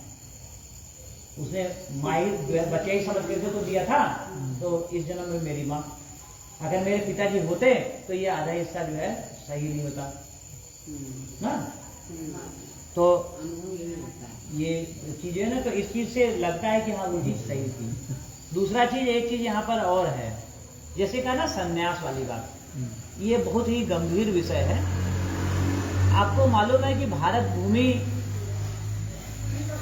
प्रारंभ से ही असुरों, दैत्यों, मलेच्छों सबके शिकार का लक्ष्य रहा है। सभी लोग इसको नोचना खोसना चाहते हैं, लूट खसोट सभी चाहते हैं ना। तो यहाँ पे था, या इसकी शक्ति क्या है, सामर्थ्य क्या है मालूम आपको? इसकी जो शक्ति है वो वर्णाश्रम व्यवस्था है। ब्राह्मण, क्षत्रिय, वैश्य और शूद्र, ये जो 4 वर्ण हैं, ये 4 वर्ण हैं। वो कहते हैं अरे इनका तो अवर्ण नहीं, शूद्र को कहते हैं दलित, दलित नहीं। अगर आप दलित मानते हैं अपने आप को तो आप फिर सवर्ण नहीं हुए। सवर्ण में ब्राह्मण भी है, क्षत्रिय भी है, वैश्य भी है, शूद्र भी है। लेकिन अगर आप अपने आप को नहीं मान रहे हैं उसमें, तो आपका दुर्भाग्य है, उसमें इस सामाजिक व्यवस्था का नहीं है। ठीक है, इस वर्ण व्यवस्था के अतिरिक्त जैसे ब्राह्मणों में भी वर्ग हुआ, जैसे ब्राह्मणों में आपका मांत्रिक भी हुए, ज्योतिषी भी हुए, ठीक है, उपाध्याय भी हुए। उपाध्याय कौन सा? जो यज्ञ में सहयोग करते हैं, 3-13 शुक्ल ना, और उनमें पढ़ाने वाले, और आपका क्या नाम है, पुरोहिताई करवाने वाले। दूसरा आयुर्वेद, मतलब औषधियों का प्रयोग करने वाले वैद्य। ये सब जो है, जो ब्राह्मणों की श्रेणियां, वो जो जिस काम को कर रहा है उससे उसकी पहचान बनी, वो जाति उसकी कहलाई। ठीक, इसी प्रकार से क्षत्रियों में भी, क्षत्रिय कौन? जो क्षात्र धर्म का पालन करे। और उनमें भी, क्षत्रियों में भी जो है ग्रेडिंग हो गई, सब राजा, एक जाति हो गई उसकी, राजा हो गया। और राजा में भी बता दिया कि साहब जो बड़ा पुत्र है अगर वो योग्य है उसी को राजपाट मिलेगा, अगर वो अयोग्य है तो उसके जो है दूसरे की बारी आ जाएगी। इस तरह से वहां पे था। और राजाओं को उसी हिसाब से शिक्षा दीक्षा भी दी जाती थी। फिर इसके बाद वैश्य, वैश्यों में भी धन का उपार्जन करना है, और धन किसके लिए? अपने लिए नहीं, उस धन जो है समाज के लिए वो तैयार करता था। उस धन से शूद्रों का क्या था? उनके लिए एक का नियम था कि तुम्हें ज्यादा कुछ टंट घंट नहीं करना, तुम्हें सुबह 3:30 बजे उठ करके नाक नहीं दबानी है। आप उठो, अपना बढ़िया से जो है शरीर को स्वच्छ करो, दंत धावन करो और कसरत करो, शरीर बनाओ। और जहाँ कृषि में जरूरत है आपको, आपके शारीरिक श्रम की, वहां पे अपना शरीर घटाओ, मतलब शरीर को मजबूत रखो। अगर जरूरत पड़े तो क्षत्रियों के साथ युद्ध में जो है वहां पे जाके लड़ो भी। और बनियों को अगर जरूरत पड़े तो वहां पे जो उनके इक्षु दंड कोलू चल रहा है, तेल वाला कोलू चल रहा है, या जो भी व्यापार हो रहा है उसमें उनकी मदद करो। पंडित जी को अगर तुम्हें कहीं जरूरत है, संविधाओं की जरूरत है, तो वहाँ पंडित जी के यहाँ संविधाओं को पहुंचाओ। ये सारी व्यवस्थाएं थी। इस तरह से जातियों के निर्माण हुआ। और यही हमारी जो सामाजिक व्यवस्था है, यही हमारी इसकी ताकत थी। नहीं तो आप सोचिए कि बाकी जगह जो बाहर, पहले तो पूरे में ही सनातनी संस्कृति थी ना, फिर क्या हुआ कह रहे हैं, फिर बीच में, और उस समय क्या होता था, जैसे ही उपनयन संस्कार हुआ, वो द्विज को मंत्र मिल गया ना, गुरु मंत्र, गायत्री मिल गया। और गायत्री उसके लिए कामधेनु के समान थी, उसको और किसी मंत्र की आवश्यकता नहीं थी, गायत्री के बल पे सब कुछ कर लेता था वो। जो ब्रह्म दंड था वो सबसे ज्यादा पावरफुल माना गया। इसके बाद में राजदंड हुआ ना, तो कह रहे वो व्यवस्था थी। और उस व्यवस्था का क्या हुआ, धीरे धीरे क्या नाम है, 5 धाराएं हैं ना हमारी सनातनी संस्कृति की। कौन सी? वैष्णव, शैव, गाणपत्य, सौरी और शाक्त। वैष्णव किससे हैं? जिनके केंद्र में विष्णु भगवान है, सही है। शैव कौन है? जो शंकर जी की पूजा करने वाले हैं। सबकी मर्यादाएं अलग अलग हैं। देखिए जो विष्णु भगवान है उनको परम पवित्रता चाहिए, स्मशान वगैरह से वो दूर ही रहते हैं। और शंकर जी कह रहे हैं उनके तो गणों में भूत आदि भी हैं, जिसका कोई नहीं उसका भोलेनाथ है ना। गणेश जी का गाणपत्य, सौरी जो सूर्य की उपासना करने वाले, सूर्य की उपासना करने वाले में साकल दीपी ब्राह्मण सर्वश्रेष्ठ हैं। जब सांब को कुष्ठ रोग हुआ था उसकी निवृत्ति के लिए, ये लाइट आप बंद कर दीजिए चाहे तो कुष्ठ रोग हुआ था, तब जो है साक द्वीप से, या समय भी देख लेना दीपक, अच्छा तो हमें बंद करना चाहिए। तो कह रहे हैं मेरा कहने का मतलब सिर्फ इतना है कि ये व्यवस्था थी, ठीक है। और जो शूद्र लोग थे वो हरि नाम संकीर्तन करते थे, उसी से उनका कल्याण हो जाया करता था, ठीक। धीरे धीरे क्या हुआ कि कुछ लोगों ने जो है एक्सट्रीमिस्ट हो गए, और जो यज्ञ आदि में पशु बलि का प्राविधान शुरू हो गया, है ना। समय समय पे बुद्धि भी बदलती रहती है, और वहां पर वैष्णव और शैव में जबरदस्त युद्ध होने लगे। उसी समय भगवान ने जो है ना हिंसा से दूर हटाने के लिए बुद्ध का अवतार हुआ। हाँ, बुद्ध एक नहीं है, जो असली बुद्ध थे वो ब्राह्मण थे। हाँ, जो कीकट प्रदेश में जिनका जन्म हुआ था बुद्ध। आप अगर सिद्धार्थ का अवलोकन करेंगे तो उनसे पहले कई बुद्धों का वर्णन है, जैसे गणपति वाले। हाँ, जी जी बिल्कुल। और ऐसे जैन धर्म में भी आप अगर देखेंगे तो महावीर स्वामी से पहले बहुत सारे जैन हुए हैं। वो यहाँ तक कि नेमिनाथ, ये 24वें थे। हाँ, ये 24वें थे तीर्थंकर। इससे पहले हाँ कई सारे हो चुके थे, जिसमें आप राजा निमि वगैरह को भी ये लोग कहते हैं निमिनाथ ना। तो कहने का मतलब क्या है कि वो जो है जो एक्सट्रीमिस्ट थे, और जो ठंडा दल और गरम दल दोनों का जो है वहां पे टकरार, और बौद्धों का भी वो इसलिए थोड़ा किए थे कि वो तो समन्वयवाद के लिए किए थे ना, लेकिन वहां पर क्या हुआ, अहिंसा परमो धर्म, ये आधा वेद वाक्य को लेकर के उन्होंने उसको हाइप कर दिया था। उसके कारण से लोग जो है बौद्ध धर्म के चक्कर में, अब देखो चीन है बौद्ध, वो जो कछुआ और छिपकली सब खा जाता है, वो है कम्युनिस्ट नहीं, बौद्ध धर्म आगे लेकर के चलता है वो। और वो जो असली बौद्ध हैं तिब्बत वाले, उनको ही जो है कब्जा कर लिया, उनका तिब्बत और सिक्किम कर दिया ना। तो कह रहे हैं कि वो भी जो है। और हमारे यहाँ क्या हुआ, हमारे यहाँ बौद्ध धर्म किधर से हुआ, आपका अफगानिस्तान वाला इलाका जो था, तालिबान वाला इलाका जो आज तालिबान है, यहाँ पर बौद्ध धर्म खूब था। और ये लोग जो है लेकर के आए लोग की हमें बौद्ध धर्म को वो करना, वो नकली बौद्ध बन गए और आकर के हम ही लोगों की जो है काट कर दी। और जबकि बौद्ध धर्म मालूम है शांति तलवार के बल पर ही मिलती है। अहिंसा परमो धर्म, धर्म हिंसा सथैव च। ये माओ तो से ने भी कहा था ये। हाँ, कि बंदूक की नली से, बंदूक की नाव से हाँ। तो जब तक ले हमारा क्षात्र बल था ना, तब तक ले सब कुछ सही था। और मालूम है उसके बाद भारत पे जो आक्रमण हुए, जो ये हमारा उत्तर प्रदेश वाला इलाका है, पंजाब में सबसे ज्यादा हुआ भाई।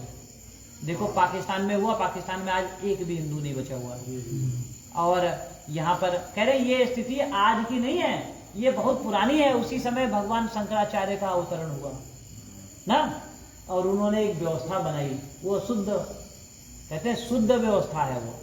और जो पतित हो गए थे जिनका, जैसे भ्रातृ दोष हो गया या किसी कारण से संस्कारों का लोप हो गया, ये जो समस्याएं आज है ना, ये आज की नहीं है। आज हमें, क्योंकि हम आज हैं तो हमें आज महसूस हो रही हैं। ये समस्याएं पहले भी आई हैं, शंकराचार्य जी के समय पे भी आई थी। उस समय मालूम है उन्होंने विकल्प के लिए क्या किया कि भाई जो भ्रातृ दोष हो गया अभी तो बाहर हो गया, तब वहां पर जो ये गुरु मंत्र लेने वाली परंपरा चली। आपने यहाँ जो है ना कि अरे हमारे कंठी पहनाएंगे, कहाँ, अयोध्या जी से गुरु जी आएंगे ना।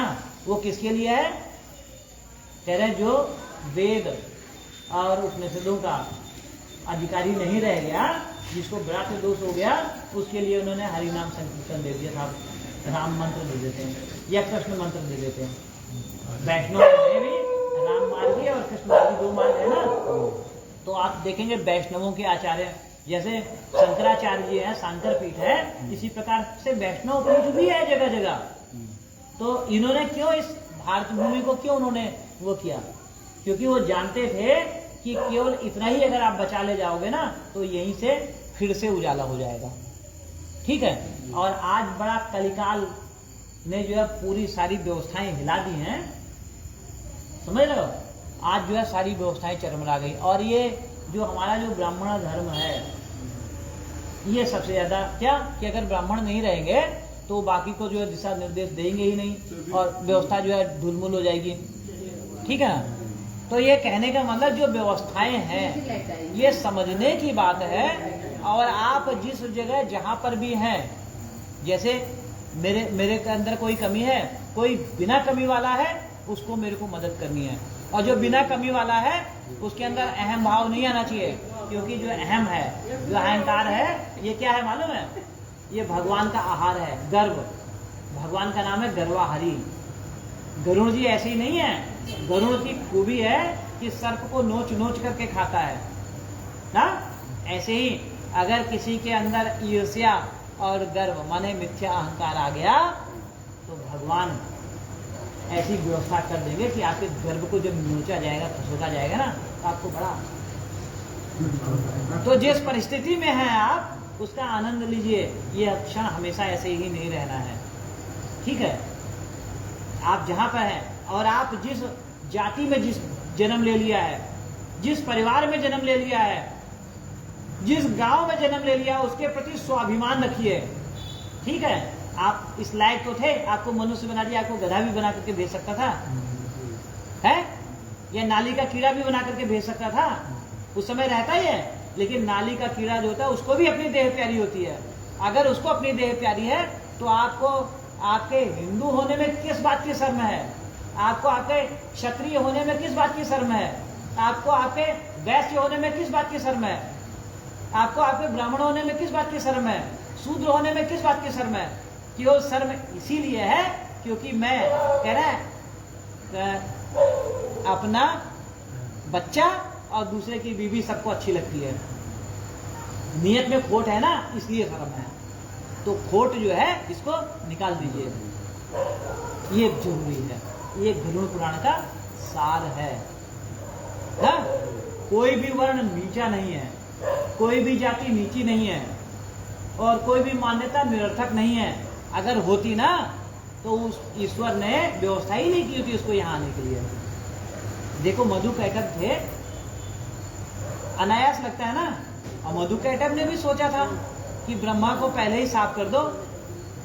भगवती की आराधना हुई, ब्रह्मा जी ने जब निद्रा देवी की स्तुति की तो भगवान को उन्होंने चैतन्य किया और मधु कैटब से युद्ध हुआ। अब मधु कैटब क्या कर सकते थे? मधु कैटब जो नहीं किए वो उनके मृत शरीर ने किया, उनकी देह ने किया। मधु कैटब ने जब वरदान दिया ना भगवान को, साथ में शर्त रखी कि मेरे को ऐसे जगह मारो जहाँ पे पानी ही ना हो। तो भगवान ने क्या किया? कृत्वा चक्र वैच्छिन्ने जगने शीर्षी तयो, अपने पैर को विस्तार किया और उनकी गर्दन गाजर मूली की तरह से चक्र से काट दिया। अब उनकी जो मेदा बची उसी से तो मेदिनी, नहीं तो कहाँ था? वो तैरने लगा मेदा उसी पे। ब्रह्मा जी को कहा अब ये तुम्हारे लिए क्षेत्र है और तैयार करो। धरती का जो श्री गणेश वहीं से हुआ। अब वो जो है वो लावा हो सकता है, लावा पानी में तैर के ठंडा हुआ, उसी से वो बन गई।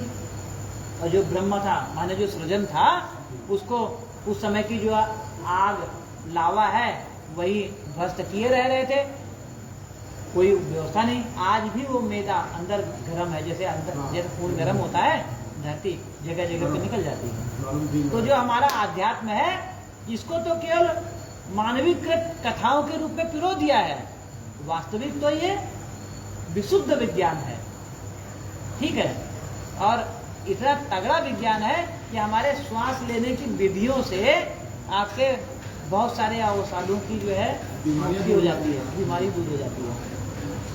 सनातनी संस्कृति कोई धर्म नहीं है, मतलब धर्म कह रहा हूं मैं, धर्म तो है, धर्म माने धारण करने की योग्य। एक ये जीवन शैली है।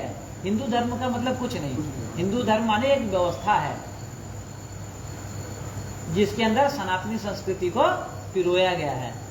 और सनातनी संस्कृति क्या है? एक जीवन शैली है। उसमें सबके लिए बता रखा कि आप भैया ये है, अच्छा आप इस तरह से रहोगे तो आपको कल्याण होगा। आपकी प्रकृति कैसे है? उष्ण प्रकृति है, अच्छा आप जो है इस क्लाइमेट में रहोगे तो बढ़िया रहेगा ना। तो वहां पर जो हमारे मनीषी लोग थे, वह स्थान, मौसम, हाव भाव, अरे और सब छोड़ो, जो बच्चा जन्म लेता है ना, उसके जन्म के समय पे उसकी योनि, उसकी नाड़ी, उसकी प्रकृति, उसकी राशि सब कुछ तय हो जाती है। और उसके अनुसार देखो ज्योतिष शास्त्र कितना बढ़िया बताता है। तो हम आज यहीं पे विराम करते हैं। मेरा कहने का मतलब यहाँ पे जो जिस जगह पे पहुंच गया है उसको उसका स्वाभिमान को प्रकट करने की व्यवस्था करें ना। और सभी हमारे भाई हैं भैया, कोई जो है हमारा शत्रु नहीं है। अगर किसी के अंदर शत्रुत्व भाव है तो उसका, वो जिस भाव से है, भगवान शत्रु भाव से ही तो भजन किया था रावण ने। अगर वहां पे भगवान खाली उसको जाकर पुचकारते रहते तो काम नहीं बनता। शत्रु रूप से अगर कोई आपसे शत्रुता कराए तो उसको शत्रु भाव में ही उत्तर देना आवश्यक है, ठीक है। और अपने कर्म को, अपने विवेक को जागृत कीजिए। जय राम जी की। बोलो सियावर रामचंद्र की जय। पितृ गायत्री 5 बार।